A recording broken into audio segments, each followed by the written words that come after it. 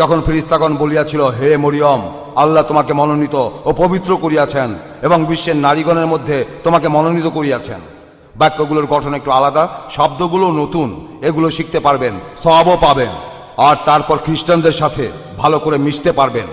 এই দেশে খ্রিস্টানদের সংখ্যা অনেক বেশি, আমার দেশের মতোই দক্ষিণ আফ্রিকা, যেখানে খ্রিস্টানদের সংখ্যা বেশি।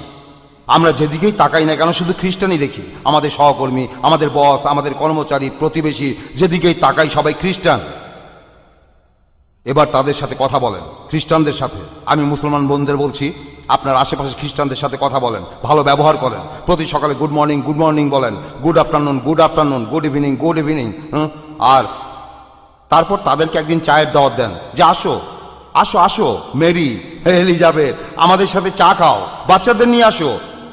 আমি এখন বলি, আমাদের এই চার সামোসা, আমাদের এই চার ভেজি আইসক্রিম কি করতে পারে আপনারা কল্পনাও করতে পারবেন না। দক্ষিণ আফ্রিকাতে মালয়রা তারা চায়ের সাথে কুচি স্টার দেয়, আপনারা জানেন কিনা জানি না।